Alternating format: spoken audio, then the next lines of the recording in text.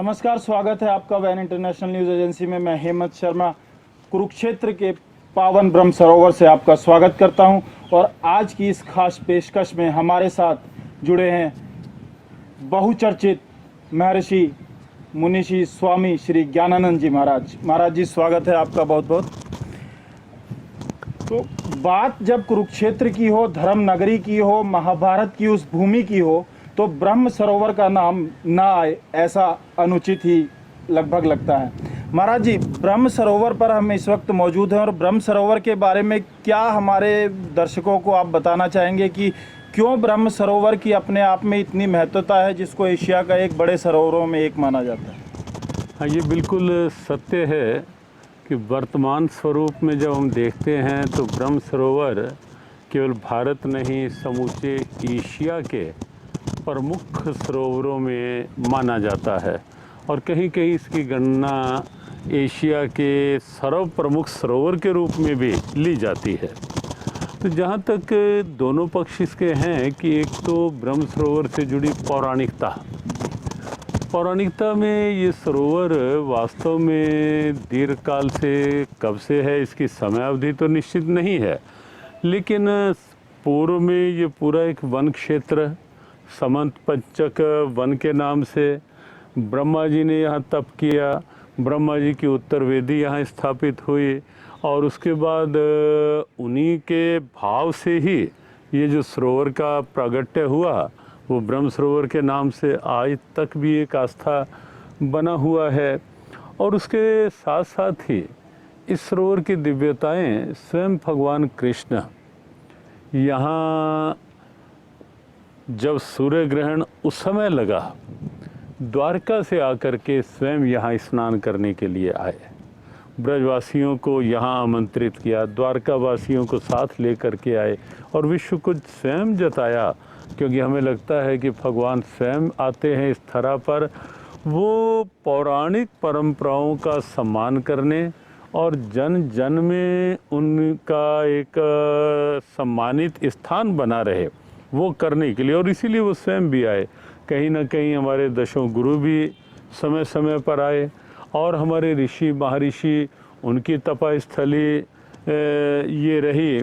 और वर्तमान स्वरूप में जब हम देखते हैं तो भारत के पूर्व गृह मंत्री गुलजारी लाल नंदा जी, जो कुछ समय के लिए अल्पकाल के लिए प्रधानमंत्री भी रहे देश में, तो उनकी बहुत बड़ी देन है यहाँ कुरुक्षेत्र के इस नए स्वरूप में, ब्रह्म सरोवर के इस नए स्वरूप में।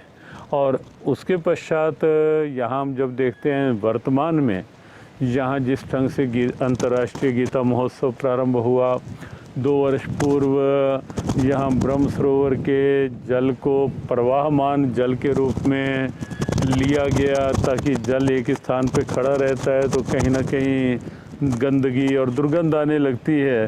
तो 2 वर्ष पूर्व वर्तमान सरकार ने इसे प्रवाहमान जल के स्वरूप में भी लिया और इस रूप में जब हम देखते हैं यहाँ स्वयं ब्रह्मा जी ने भगवान शिव की स्थापना की, सर्वेश्वर महादेव आज भी यहाँ विराजमान हैं।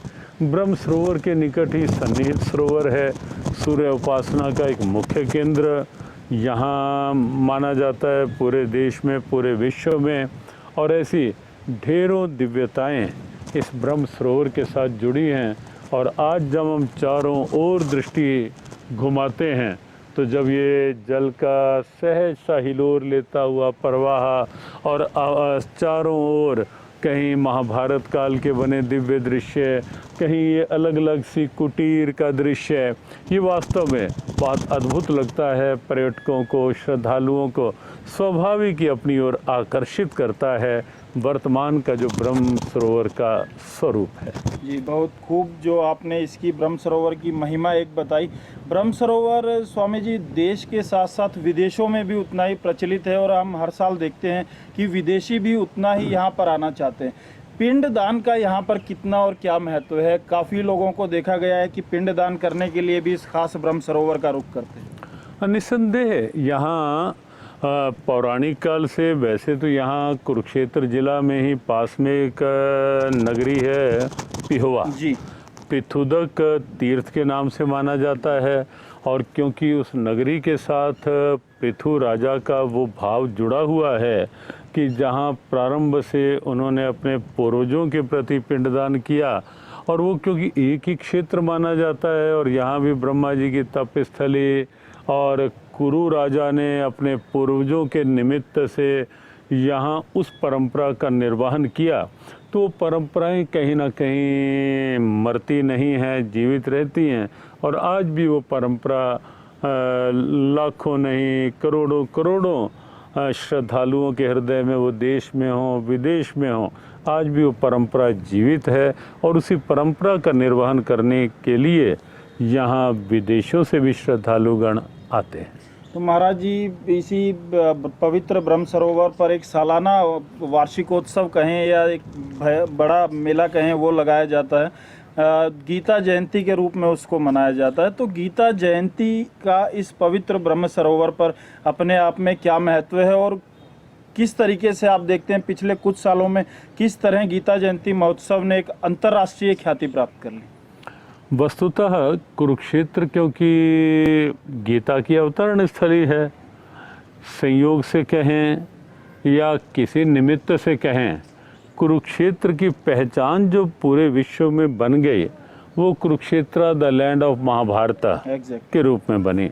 लेकिन जब से पिछले 5 वर्षों से ये अंतर्राष्ट्रीय गीता महोत्सव यहाँ प्रारंभ हुआ, और ये आह्वान एक किया गया कि अब विश्व को महाभारत की आवश्यकता नहीं है, अब विश्व को आवश्यकता है महाभारत में से जो उद्घोषित शांति का एक संदेश, शांति का गीत भगवत गीता की, क्योंकि इस समय विश्व संघर्षों से, और संघर्षों में भी अनेक रूप, कहीं आतंक है, कहीं अनाचार है, कहीं लूट मार है, कहीं भ्रष्टाचार है, ये जो सब स्वरूप ये कहीं ना कहीं महाभारत के ही हैं। विश्व कहीं ना कहीं अंदर से खोज रहा है शांति, और जब वो खोज कहीं ना कहीं किनारे लगेगी, तो वो किनारा जो होगा वो कुरुक्षेत्र होगा। और जब कुरुक्षेत्र में पहुंचेंगे तो ध्यान आएगा वो शांति का गीत भगवत गीता, और इसीलिए हमें लगता है कि Kurukshetra the land of Bhagavad Gita ये अब आवश्यक है। और उसको उसी रूप में प्रमाणित करने के लिए और उसकी प्रासंगिकता पूरे विश्व के सामने रखने के लिए यहाँ जो गीता उपदेश हुआ, गीता जयंती के दिन हुआ, उस गीता जयंती को हरियाणा सरकार ने अपना राजकीय उत्सव स्वीकारा, और स्वीकार करके यहाँ एक अंतर्राष्ट्रीय गीता महोत्सव की संरचना प्रारंभ हुई। और ज्योतिसर जो गीता उपदेश स्थली है, यद्यपि वहाँ भी कार्यक्रम रहते हैं, गीता यज्ञ होता है, लेकिन क्योंकि ये ब्रह्म सरोवर की दिव्यता सबको अपनी ओर आकर्षित करती है, और हम यदि ये कहें कि ब्रह्म सरोवर इस समय कुरुक्षेत्र का एक हृदय है, तो भी शायद अनुचित ना होगा। तो इसलिए वो हृदय स्थल ही गीता उपदेश का मुख्य केंद्र इन दिनों बना रहता है, और लोग आते हैं, पार्टनर कंट्री के रूप में अलग अलग देश जुड़ते हैं, पार्टनर स्टेट के रूप में अलग अलग प्रदेश जुड़ते हैं, देश विदेश के चिंतक विचारक यहाँ के चिंतन करते हैं, मंथन करते हैं, और गीता का वह सार्वभौम संदेश पूरे विश्व तक की प्रेरणा बनाते हैं। तो महाराज जी, जो गीता जयंती महोत्सव इस पावन धरा पर ब्रह्म सरोवर पर शुरू किया गया था, एक नींव रखी गई थी, वो गीता जयंती महोत्सव आज एक आपको कहीं नहीं लगता कि एक वटवृक्ष की ओर जा रहा है? वही गीता जयंती महोत्सव भारत के अलावा अन्य कई देशों में भी आजकल आयोजित किया जाने लगा। निस्संदेह वैसे तो गीता उपदेश हुआ जहाँ, वो वट वृक्ष की छाया में ही हुआ था, और आवश्यक भी था कि गीता का ये संदेश केवल एक बीज की तरह सूक्ष्म न रह जाए, केवल अंकुरण मात्र तक सीमित न रह जाए, इसकी छाया समूचे विश्व तक पहुँचे। और गीता में ये क्षमता है, गीता की प्रेरणाओं में, कि समूचे विश्व को प्रेम और सद्भाव के आगोश में सिमेटने की। और इसीलिए अंतर्राष्ट्रीय गीता महोत्सव विश्व भर की प्रेरणा बनना प्रारंभ हुआ। बाहर के देशों में भी, मॉरिशस में गीता जयंती महोत्सव हुआ, वहाँ के राष्ट्रपति, प्रधानमंत्री, मंत्रीगण स्वयं सम्मिलित हुए। उन्होंने भी आग्रह किया कि हर वर्ष यहाँ गीता महोत्सव हो। यूके में, इंग्लैंड में गीता महोत्सव हुआ। वहाँ की पार्लियामेंट के दोनों सदनों में अद्भुत भारत की एक गरिमा प्रकट हुई जब हाउस ऑफ कॉमन्स और हाउस ऑफ लॉर्ड्स दोनों में भगवत गीता को सम्मान स्थान दिया गया।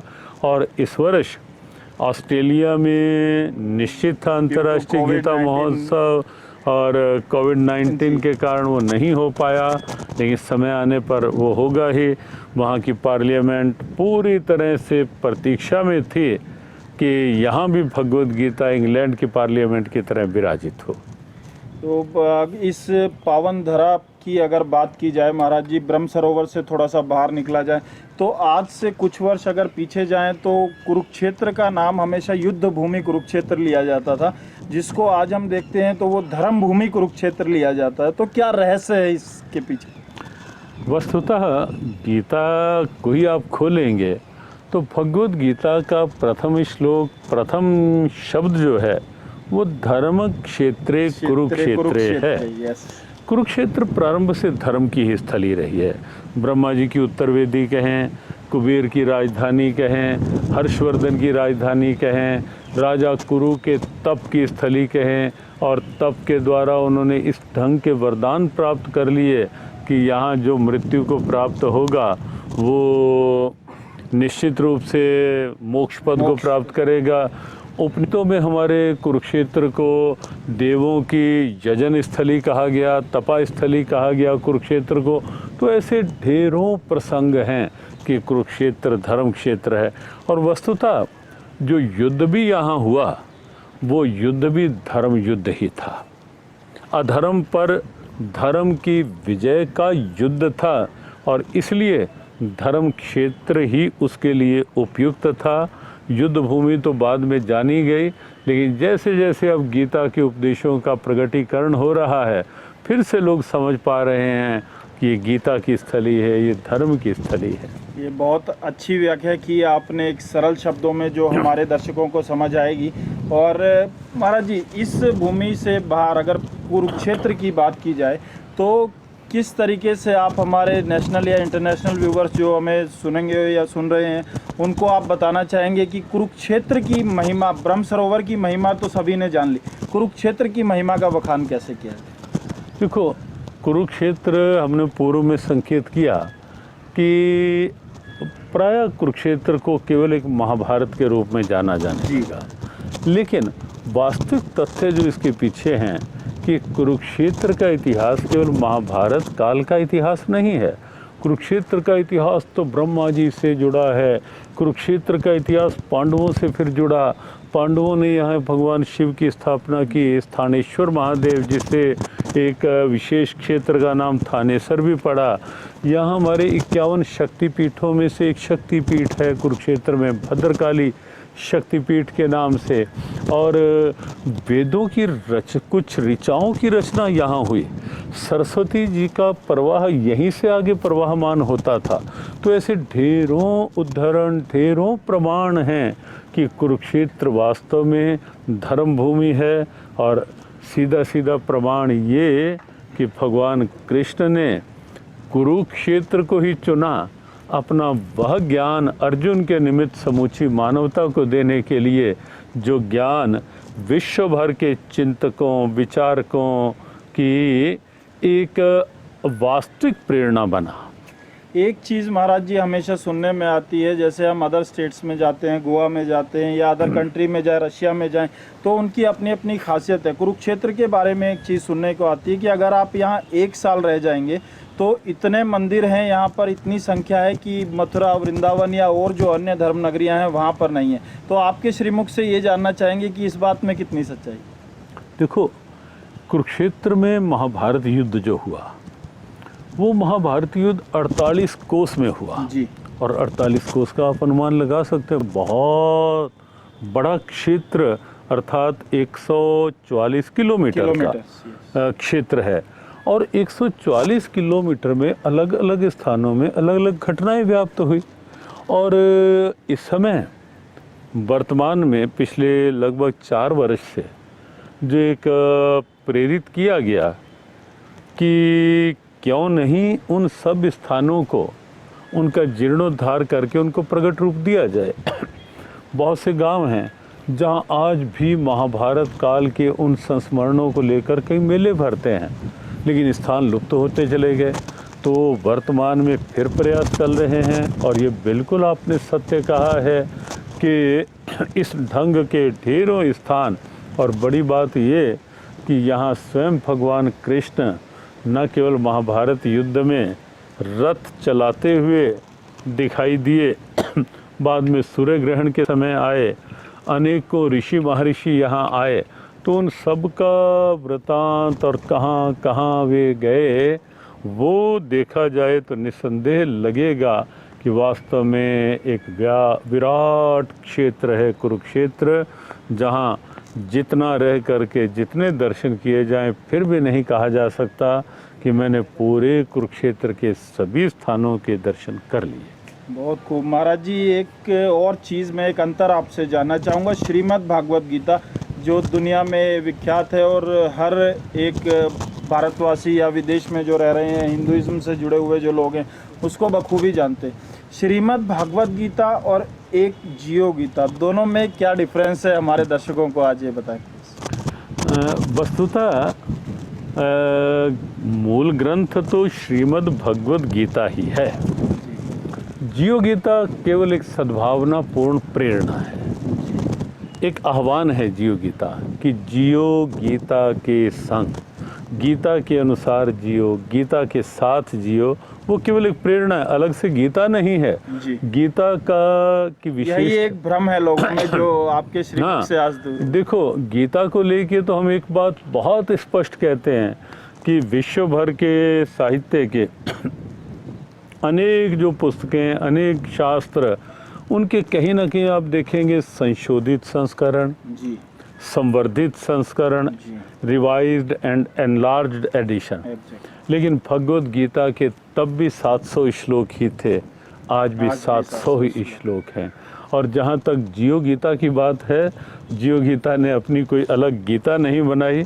जियो गीता ने तो केवल उन्हीं 700 श्लोकों में से श्लोक ढूंढे कि कौन से श्लोक चिकित्सा क्षेत्र के लिए व्यवहारिक हैं, कौन से श्लोक शिक्षा क्षेत्र के लिए, कौन से श्लोक प्रकृति के लिए। तो अलग अलग केवल जियो गीता एक प्रेरणा है, एक आह्वान है।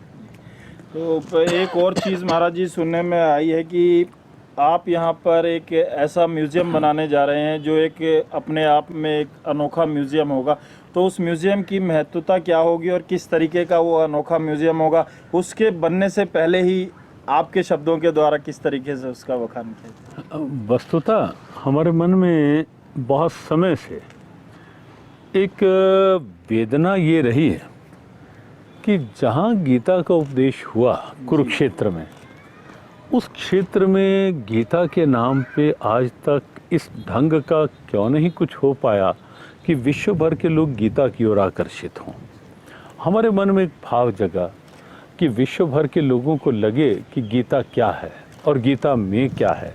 और उस दृष्टि से हमारी जो म्यूज़ियम को लेकर एक मानसिक सोच और एक परिकल्पना है वो है कि गीता महाभारत युद्ध से पूर्व भी थी, उसका प्रमाण गीता में ही है। भगवान कृष्ण कहते हैं इमं विवस्वते योगम, हे अर्जुन ये उपदेश जो मैं तुझे दे रहा हूँ ये सृष्टि के प्रारंभ में मैंने सूर्य को दिया था। तो हम म्यूज़ियम में वहाँ से प्रारंभ होंगे कि सृष्टि का प्रारंभ, उसके बाद ऋषि परंपरा में वो उपदेश आया, उसके बाद धीरे धीरे वो गीता हमारे आचार्यों तक पहुंची। शंकराचार्य, निम्बार्काचार्य, रामानुजाचार्य, सब आचार्यों ने टीकाएं लिखी, उनका सम्मान हो। देश के सामने वो हमारी आचार्य परंपरा आए।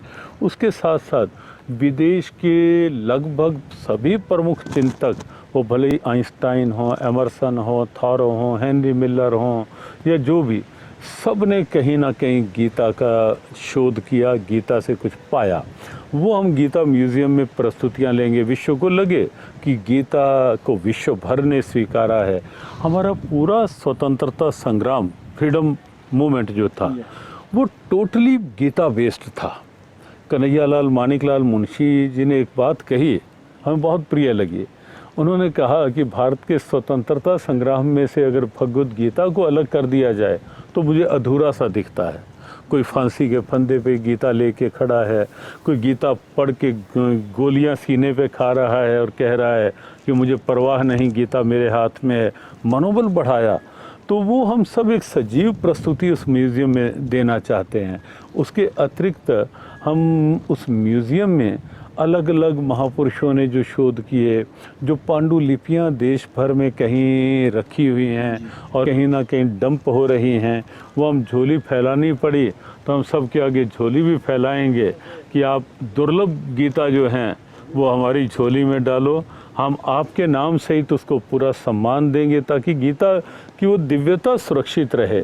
और पांडुलिपियाँ होंगी, दुर्लभ गीता, किसी ने अपने खून से गीता लिखी, उनसे लेके उनके नाम सहित, किसी ने बुरादे से, किसी ने स्वर्ण के अक्षरों में, तो हम म्यूज़ियम में वो सब कुछ इस ढंग से लेंगे कि लोगों का स्वाभाविक विश्व भर के जो आएँ उन्हें लगे कि गीता के प्रति क्या है, गीता देखने के लिए वहाँ जाना है। तो महाराज जी, कितने बड़े क्षेत्रफल में ये म्यूजियम होगा और कब तक इसके आरंभ होने का अनुमान है?